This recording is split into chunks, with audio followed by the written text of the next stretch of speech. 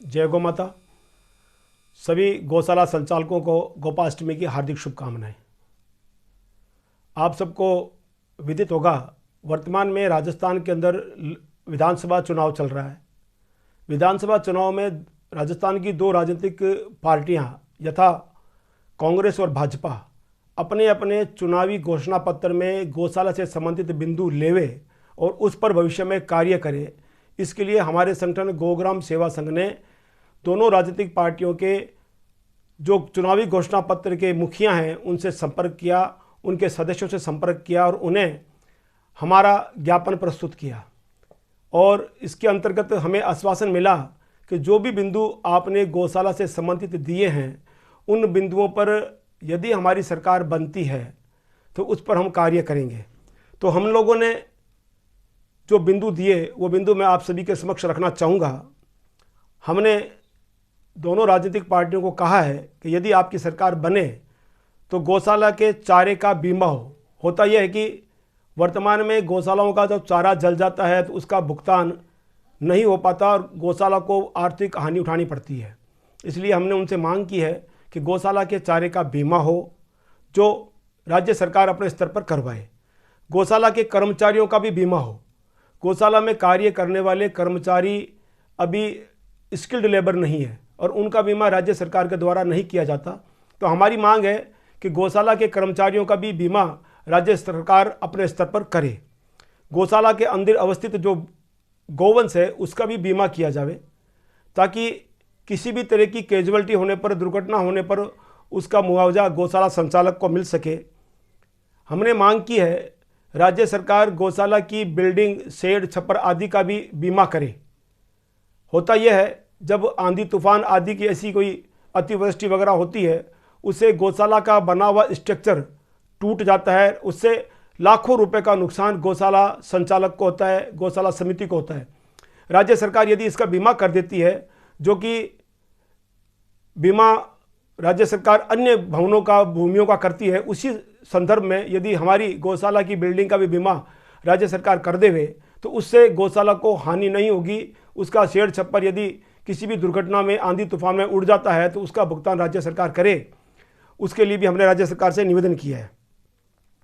हमने राज्य सरकार से कहा है और इन दोनों पार्टियों से भी कहा है कि आपकी सरकार बनती है तो गौशाला के अंदर यदि कोई आकस्मिक घटना घटती है, जैसे तूफान आदि आने पर, चारा जलने पर, उस संदर्भ में जो गौ संवर्धन निधि का पैसा है उसके अंदर आकस्मिक रूप से 10% राशि राज्य सरकार अपने पास रखती है। उस राशि में से जिस किसी भी गौशाला में इस तरह की घटना घटे, अभी आप सबको ज्ञात होगा कि विभिन्न गौशालाओं में चारा जल गया था, हजारों कुंटल चारा जलने पर गौशाला को लाखों रुपए का नुकसान हुआ।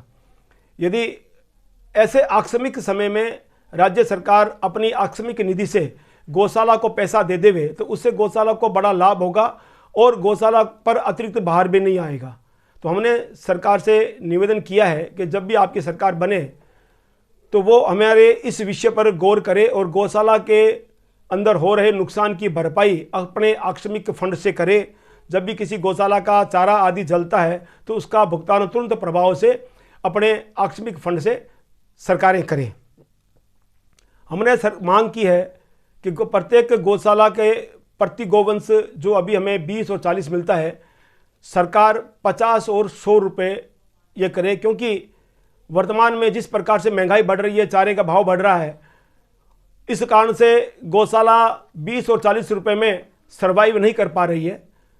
तो जो भी सरकार बनाए वो पार्टी गौशाला के अनुदान को 100 रुपये और 50 रुपये करे।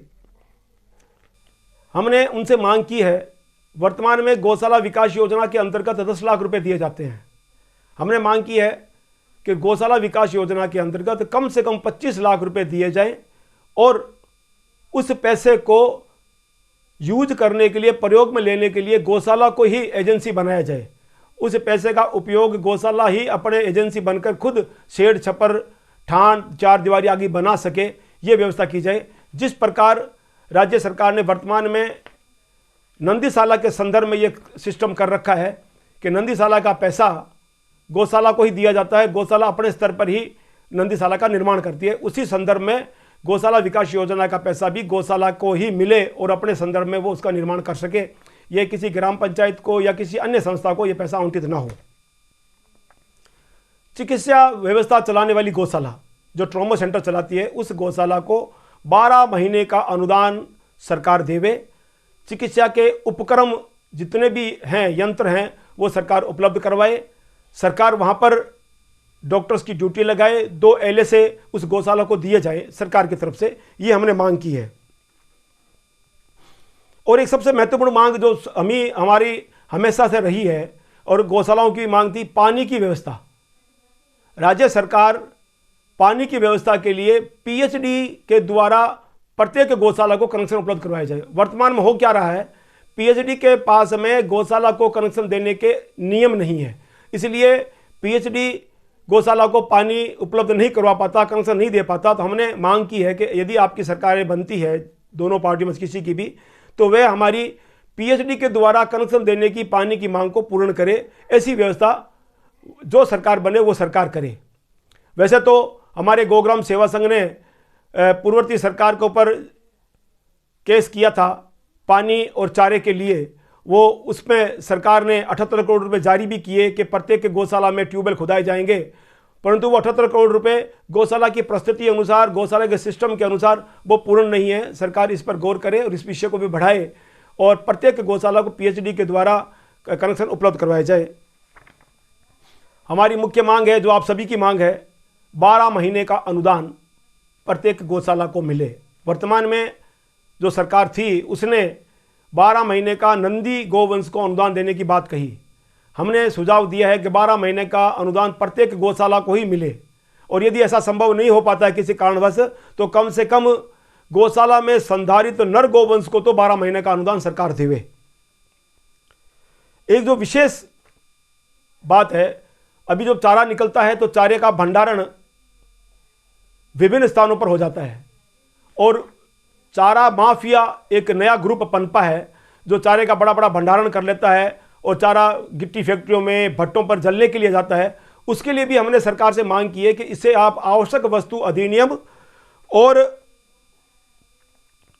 खाद्य सुरक्षा अधिनियम, इन 2 अधिनियम के अंतर्गत चारे को भी लाएं, ताकि चारे के भाव बढ़े नहीं, स्टॉक होना, मात्र स्टॉक करने की व्यवस्था गौशाला को दी जाए। यदि कोई भी चारा माफिया बड़ा स्टॉक करता है तो उस स्टॉक पर सरकार पाबंदी लगाए। अभी वर्तमान में क्या है कि चारे को रोकने के लिए सरकार के पास में कोई कानून नहीं है।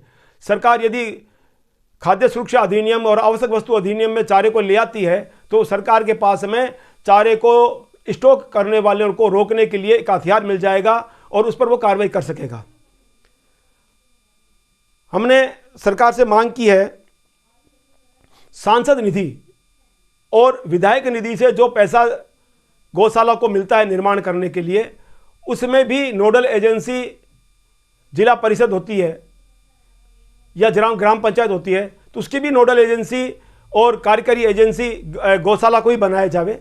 और इसमें क्या है कि अधिक से अधिक 10 लाख रुपए ही कोई MP या MLA किसी गौशाला को दे सकता है, इसकी लिमिट हटाई जावे। गौशाला को MP MLA चाहे जितना फंड दे सके उसके निर्माण के लिए, उसके आगामी कार्य के लिए। होता क्या है, किसी एक गौशाला को किसी MP ने MLA ने कोटे के रूप में 5 लाख दे दिए तो फिर वो पूरे 5 साल उसको कुछ भी नहीं देता है। तो सरकार जो पाबंदी सरकार ने लगा रखी है MP और MLA कोटे पर, तो वो पाबंदी हटाई जावे। MP MLA कोटा अधिक से अधिक रुपए में गौशाला को मिले, ऐसी व्यवस्था की जावे। सांसद निधि का जो पैसा है वो सीधा गौशाला के खाते में ट्रांसफर हो। एक महत्वपूर्ण विषय, हमारे यहाँ पर गौशाला संचालक पिछले 20-20 साल से पुरानी गौशालाओं में कार्य कर रहे हैं, परंतु जब वो गौशाला संचालक उस कर्मचारी को रिटायर करता है या वो कर्मचारी कार्य करने में सक्षम नहीं होता है, तो उस कर्मचारी की भविष्य की कोई भी व्यवस्था गौशाला संचालक कर नहीं पाता, क्योंकि उसके पास पैसा नहीं है और वो खुद इतना पैसा जोड़ नहीं पाता कि उसकी भविष्य की व्यवस्था हो सके। इसके लिए राज्य सरकार ग्वाल पेंशन योजना शुरू करे।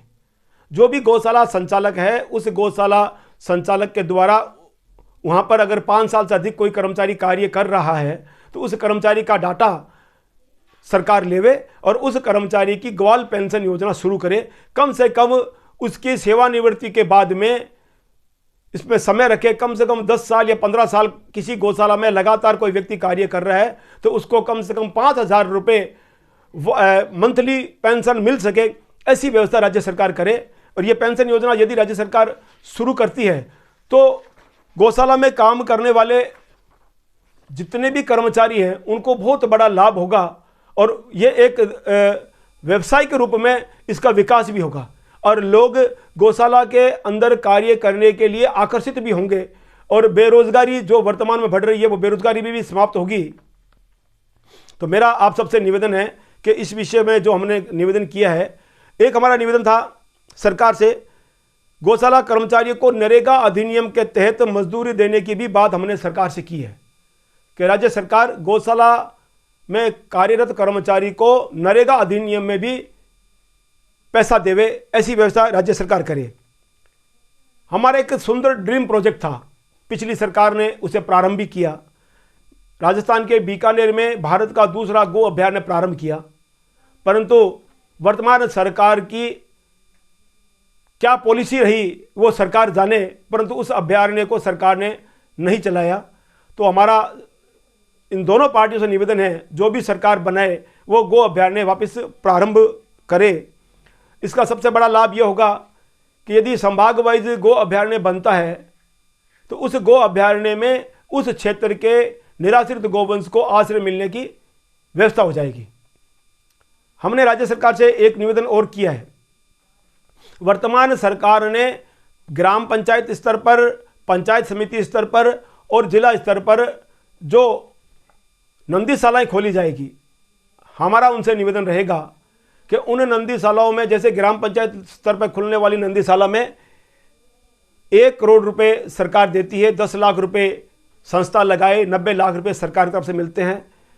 पंचायत समिति स्तर पर 1.5 करोड़ रुपए सरकार देती है, 15 लाख रुपए संस्था लगाए, शेष पैसा 1.35 राज्य सरकार देती है। ऐसे ही जिला स्तर पर पैसा मिलता है।